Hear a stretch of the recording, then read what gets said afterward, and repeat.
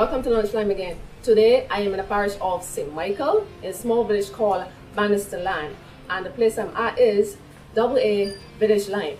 Today Mr. Allan had invited me to show me his special dishes, which is shrimp with a side order of breadfruit. Please join us. Hey guys, this is Allan. Today he's going to prepare shrimp, so he's going to tell you the steps on how to prepare his shrimp. Yes, it's pickled shrimp served with breadfruit. And as you know, shrimp doesn't take very long to cook. It's an easy thing, just a couple of minutes and we get it done. First I take my shrimp out of the freezer and I put a couple pieces inside of some water just to bring it down, because you can't do it from frozen. It needs to be defrosted first. Best way to do it. While that's defrosting, I have my cucumber, I have my onion, I have my parsley, I have sweet pepper, and I have garlic. I have my lime juice, and I have my salt. I'm going to go over now to my food processor, and I'm going to do this. I know people talk about food processors, they like to cut things up by hand, Niki. Yes. They want it the old-fashioned style, but there's a way and means to do everything. Okay. And I use my food processor, and when I'm done, you can't tell the difference. And that's your technique? That's my technique. Everyone has a technique, Everybody right? has a technique, right? Correct. It's to be able to implement it. Okay. Yeah? So I'm going to step out the way and let him finish and show you guys. I hope you enjoy. So we're just going to go over to the food processor. I'm going to cut my parsley up. Chip it up in there. I don't want too much of the stock. I'm going to drop in 2 pods of garlic. And then I'm just going to let that go for a little bit. Let that go for a little bit on high. Just cut my onion, put it in. Now to get this done the old-fashioned way, the parsley was okay, but this now I'm going to pulse. So you get a nice old-fashioned chop-up consistency. Looks just like if you chopped it with a knife. I will put in my sweet pepper. Just cut the cucumber in the middle, just slice it. And the thing is not to overfill it. I usually put in no more than 2 medium-sized cucumbers, or 2 large cucumbers, or 3 small cucumbers. And then you pulse again.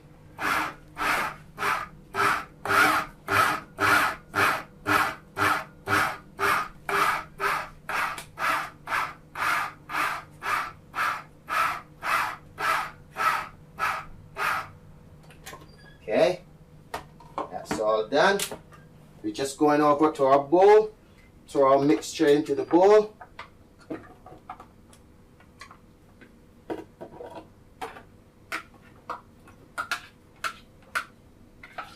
And if you see the consistency,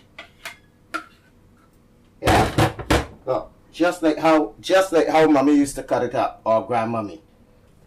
Once I'm finished with that, I just add a little salt.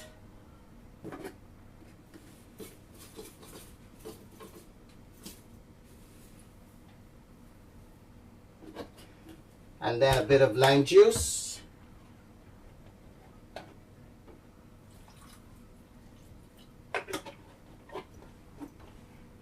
And I already had my Scotch bonnet peppers already grounded. And I add a little bit of that. How hot is that pepper? Do you really want to taste it, Niki? It's really hot. Listen, look. Take a whiff of it. Don't start coughing. I won't. Yeah. So it's not going to be too bad though. Yeah. Mix it up nice. And you just go for a taste. You want me to taste that for you? Do you want to? That's my specialty, man. Do you want to? Of course. Once you have water somewhere there. Everyone on my show knows that I ran from pepper. Well, this is not too hot. Oh, we'll see. I didn't put too much in it. You want it in your hand? Put it in my hand. Oh Lord, the old-fashioned way. Yes, man. Mm-hmm. Okay. It's very flavorful, but oh my god, it's spicy. But one pinch. That's If it says that's 1 pinch, oh my god. But that's half the that's not even half the amount that I normally put in. It tastes really nice though. It tastes really nice. Once that's done, I had my hot water on boiling. Yeah? As you can hear, the kettle is going. It's boiling. So what I do, I take it off, I throw the water off the shrimp, and I pour hot water onto my shrimp. This is what it looked like before the hot water went on it. Once the hot water goes on the shrimp, and if this doesn't happen, you're not doing something right. Don't want to push my hand in the hot water. Not ready for the emergency room today. Yeah, once you pour your water on the hot water on the shrimp, it should be like this. If it's not like this, it's not right. It's not right. And the shrimp I bought is peeled, raw, and deveined. I like to do things from the beginning to the end. Nice. Yeah. All right, Nikki. Yes, please. If I can get you just to pass me the container, the closed container there. This one? Yeah. Here you go. Right. Now, this is my breadfruit that I've already set out. Now, normally how I cook my breadfruit is I put my breadfruit in the pot. I have some here that is going to be cooked. I just put it in some water. Just slice it, put it in the water. Don't peel it or anything. Once it's cooked, I just throw the water off, take the cover off of the pot, and leave it open. Yeah, it makes the breadfruit nice and dry and firm. Everybody don't like it like that, but the majority of people prefer it like that. Like it nice and dry. Yeah, and once I peel it and chip it up, this is what it looks like.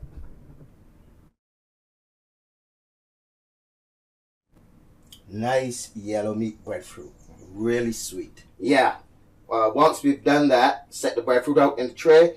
We just take our shrimp and we throw the water off of it. It just needs to be left standing in the water for at least about 5 minutes. As I said, it's very easily cooked, and if you overcook it, you can have a lot of problems.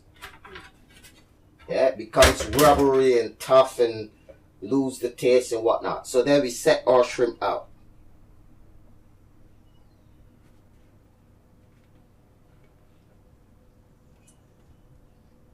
You know I love shrimp. You do. Everybody loves shrimp except those who are allergic to it. But it's a really nice delicacy. It's looking really lovely. Oh yeah. Yeah, so as I said, Nikki, shrimp is a real delicacy, but everybody can't take it, you know. Like me. Oh, but you know, some people still like to try it. I hope you're not one of those. Well, I still try my shrimp because when I was younger, I used to get problems with it. Okay. Like my skin would get marks and stuff, but now I'm older, I still eat it. I hope you walk with your EpiPen. No, that is an EpiPen. I'm just kidding. EpiPen, interesting. Yeah. So that when you have an allergic reaction, you can take care of it immediately.